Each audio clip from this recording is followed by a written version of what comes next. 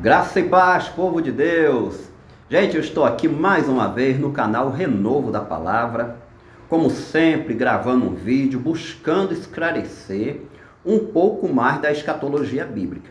Eu vou mostrar para você nesse vídeo as duas principais bases teológicas que nos asseguram que a igreja será arrebatada aqui da terra.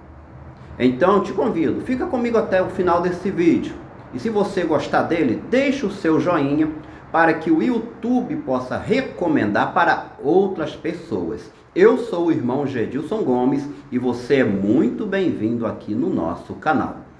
Primeiramente, o que será o arrebatamento da igreja? Gente, simplificando, será o desaparecimento em massa de milhares de pessoas, isso a título de mundo. Milhares de pessoas, no mesmo momento, desaparecerão aqui da terra. Esta doutrina, ela é a esperança maior da igreja. Por quê? Porque a igreja é o corpo de Cristo. A igreja são os redimidos do Senhor. A igreja é a noiva do Cordeiro. Então, esse desaparecimento será a noiva sendo levada ao encontro do seu noivo. Mas vamos lá. Por que nós devemos acreditar incondicionalmente nesta doutrina? Existem duas bases teológicas para nós crermos nessa doutrina. A primeira base, ela está toda estruturada numa palavra grega que foi usada pelo apóstolo Paulo em 1 Tessalonicenses 4,17, que é o texto clássico que trata do arrebatamento da igreja. A palavra rapazo, esse verbo, ele significa raptar, do latim, é o rapto da igreja, é ser tomado à força com rapidez, com violência. Então é isso que o apóstolo Paulo falou aos Tessalonicenses. Porém, gente, é muito importante eu esclarecer para você que este verbo ele aparece 14 vezes no Novo Testamento.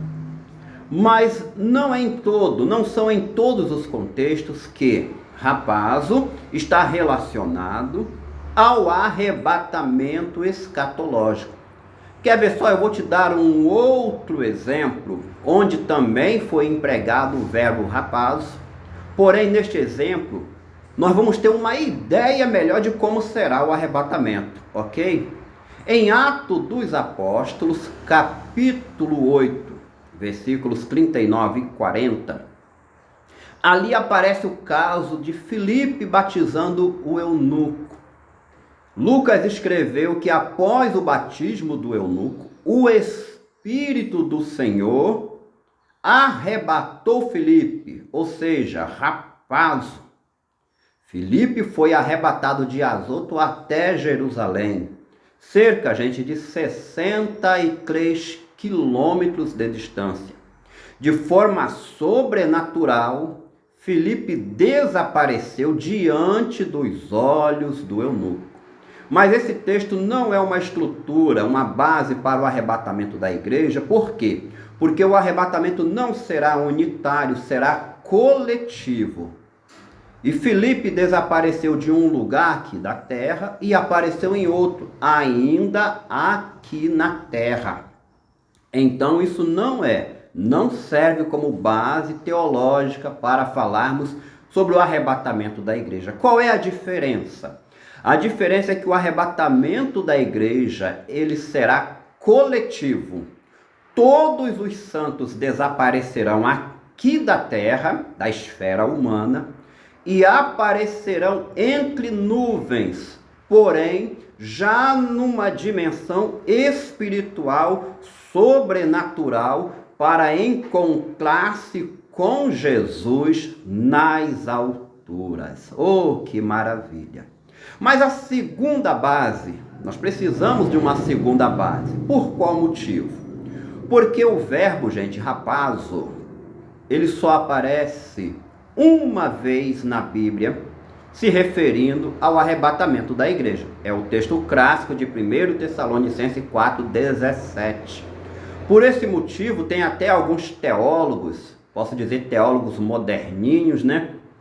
Que dizem que Paulo se arrependeu de ter ensinado isso aos Tessalonicenses, até porque Paulo não repetiu o verbo rapaz em nenhuma de suas outras cartas, como por exemplo, 1 Coríntios 15, do verso 51, 52, 53 em diante. Paulo disse: eis aqui vos digo um mistério. Mas eu de maneira nenhuma, gente, eu corroboro com essa ideia de que Paulo tenha se equivocado ou se arrependido de ter ensinado o arrebatamento. Por quê?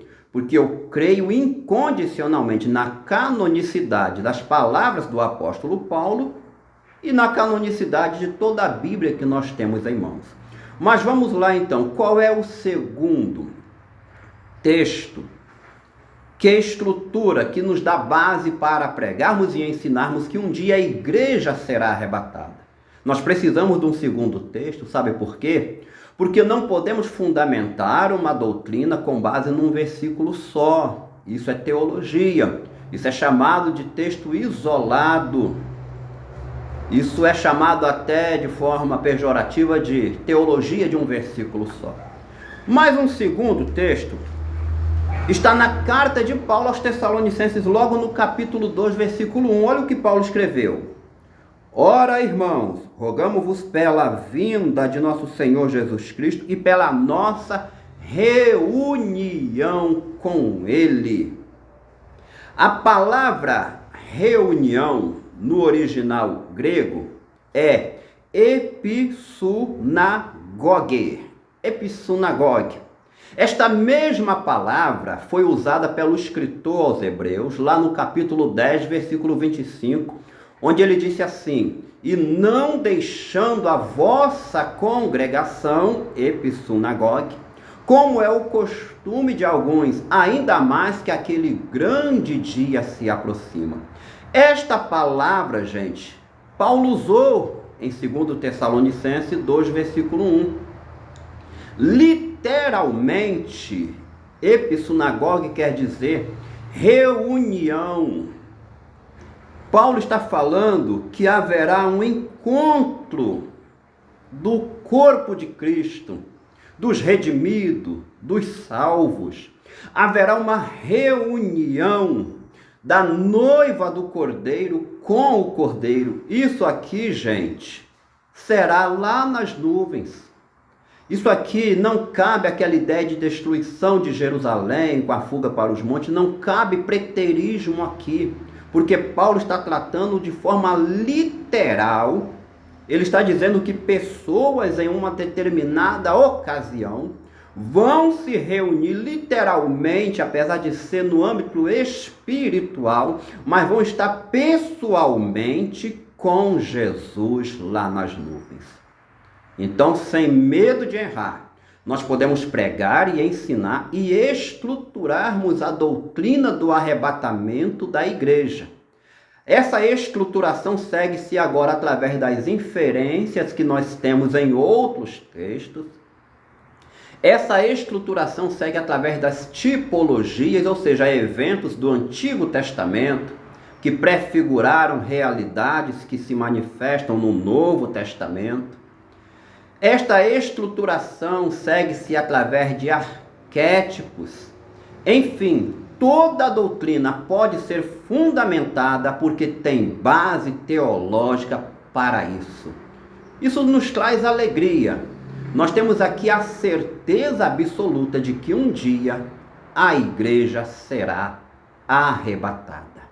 Se você gostou desse vídeo, se ele te ajudou a entender um pouco mais sobre a escatologia, deixe o seu joinha e compartilhe com os seus contatos, ok? Maranata! Muito obrigado a todos e até o próximo vídeo, se Deus assim nos permitir.